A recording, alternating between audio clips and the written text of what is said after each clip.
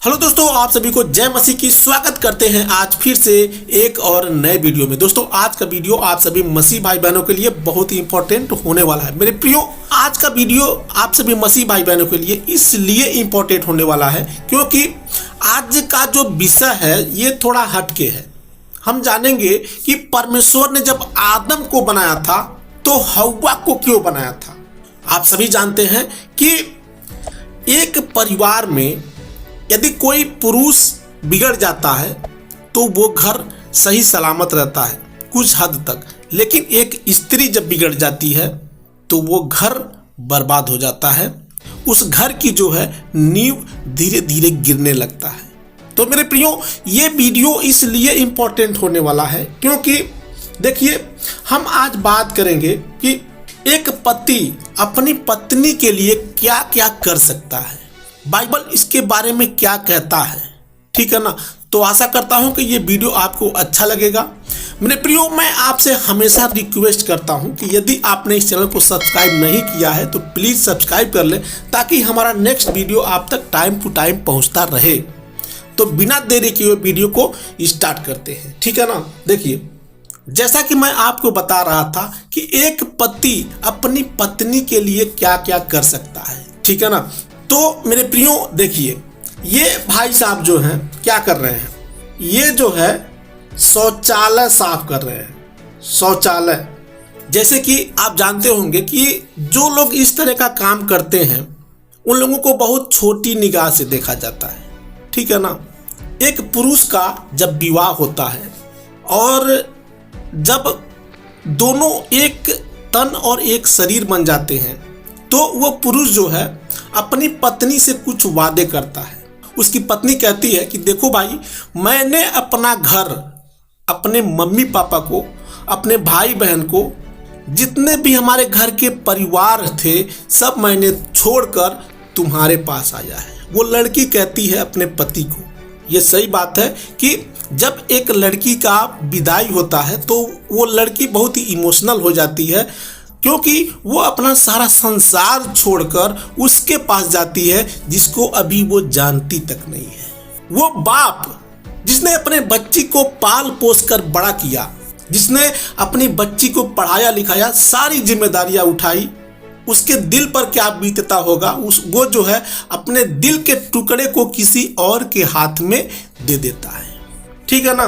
तो उस पति का फर्ज होता है कि इस लड़की के लिए, मेरी पत्नी के लिए, इसकी जो भी जरूरत है उन सारी जरूरतों को पूरी करना। किसी भी प्रकार की इसको तकलीफ नहीं होना चाहिए। जैसा कि परमेश्वर का वचन सिखाता है कि हमें क्या करना चाहिए, हमें परमेश्वर के अधीन होकर रहना चाहिए। ठीक है ना। परमेश्वर ने हमारे लिए सूली पर चढ़ के अपने प्राण दे दिए हमें बचाने के लिए। ठीक उसी प्रकार एक पति को भी अपनी पत्नी के लिए, उसको जो भी उसकी जरूरत होती है उन सारी जरूरतों को पूरा करना उस पति का फर्ज होता है, उसका काम होता है। ठीक है ना।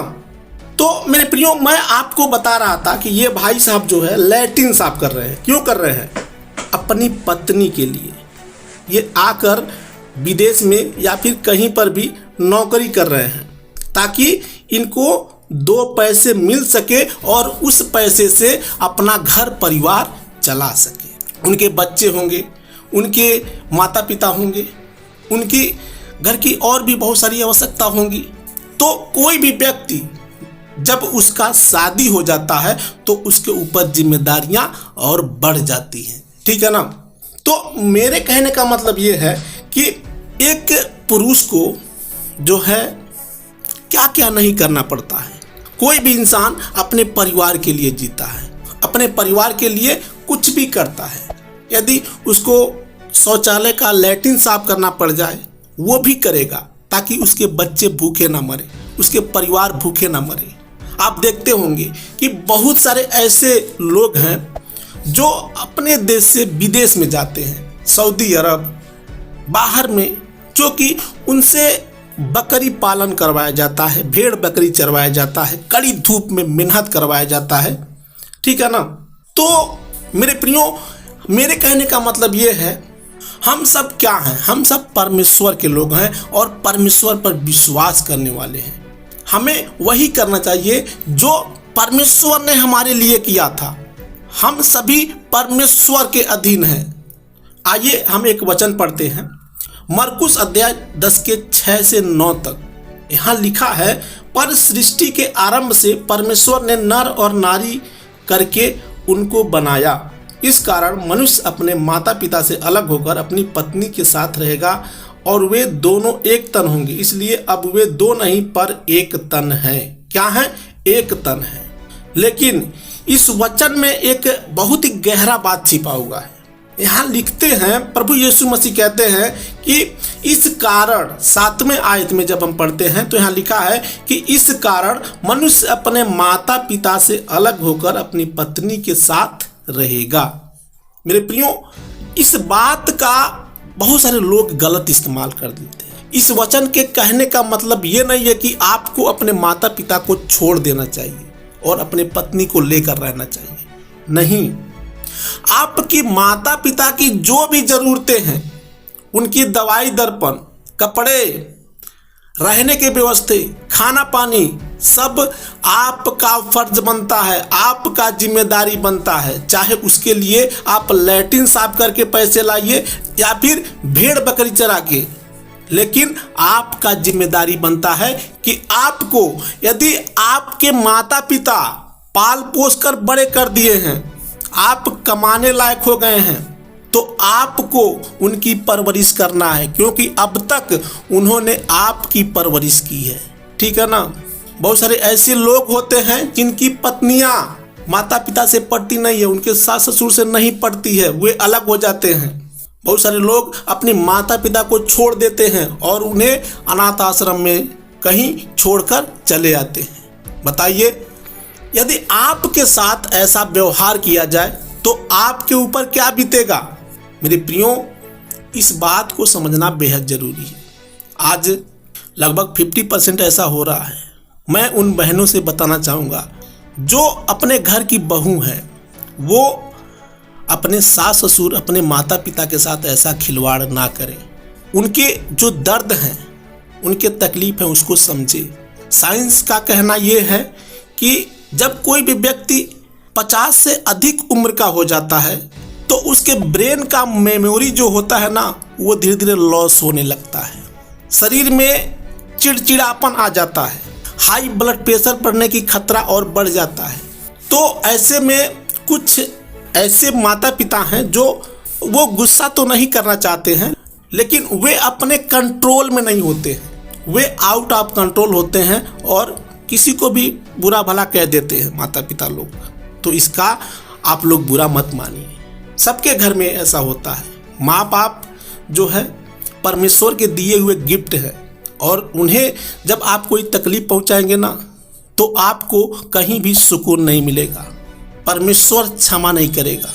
मैं उन सारी बहनें, उन सारी बहुओं को बताना चाहूँगा कि जैसे आप लोग अपने माता पिता को छोड़कर आए हैं अपने ससुराल में, अपनी पति के पैसे पर इतना घमंड करती हैं, आपके ससुर, आपके सास भी आपके माता पिता ही हैं।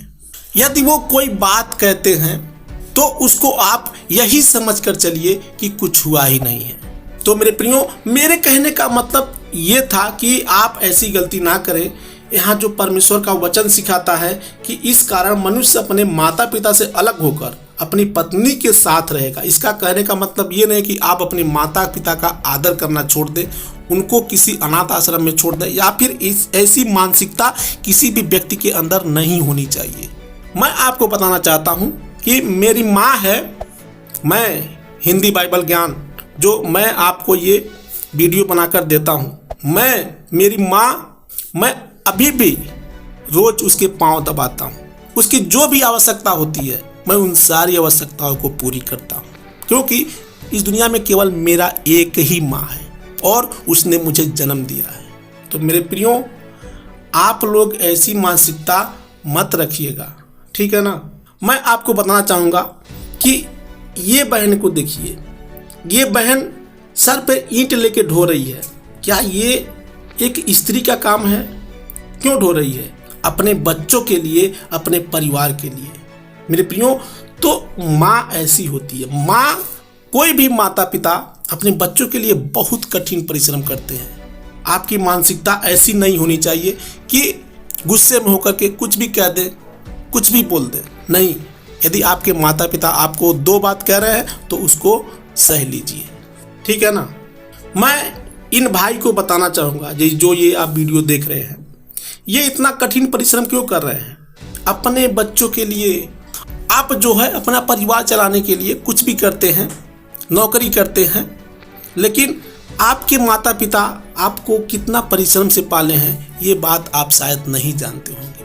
आज लोग अपने पति से, अपने माता पिता से, अपने घर के लोगों से इतना नफरत है। इन चाचा को देखिए, ये चाचा, इनका कितना उम्र होगा, 70 से अधिक होगा। ये जो है आखिर क्यों इतना परिश्रम कर रहे हैं? क्योंकि अपने बाल बच्चों के लिए, अपने परिवार के लिए, ताकि उनका परिवार उनको 2 वक्त की रोटी मिल सके, ठीक है ना। मैं उन सारी बहनों से कहना चाहूँगा कि आप अपने पति की जो है उनकी बात को समझिए। कोई भी व्यक्ति इतना कठिन परिश्रम अपने परिवार के लिए ही करता है। यदि आप इस वीडियो से नहीं समझेंगे तो आप शायद नहीं समझ पाएंगे।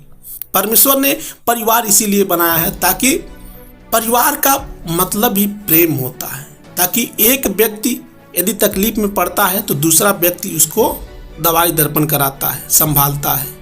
तो मेरे प्रियो, जिनका परिवार नहीं है वो समझेंगे कि परिवार क्या होता है। अस्पताल में 1 रुपए का पर्ची भी कटवाने के लिए आपके पास कोई नहीं आएगा। आप जो अपने माता पिता से प्रेम करते थे वो प्रेम अपने सास ससुर, अपने पति को दीजिए, ठीक है ना। तो आशा करता हूं कि ये वीडियो आपको अच्छा लगा होगा। इस वीडियो से आपको कुछ ना कुछ सीखने को जरूर मिला होगा, ताकि एक पति पत्नी का स्वभाव कैसा होना चाहिए, एक पति अपनी पत्नी के लिए क्या क्या नहीं करता है, उनके बीच का संबंध कैसा होना चाहिए, ठीक है ना। तो मेरे प्रियो, आशा करता हूं कि ये वीडियो आपको अच्छा लगा होगा। जैसे कि आपसे हमेशा रिक्वेस्ट करता हूं कि यदि आपने चैनल को सब्सक्राइब नहीं किया है तो सब्सक्राइब कर ले, ताकि मैं आपके लिए ऐसे वीडियो लेकर हमेशा आता रहूं। मिलते हैं कल फिर अगले वीडियो में। तब तक के लिए आप सभी को हमारे प्रभु यीशु मसीह के नाम में जय मसीह की।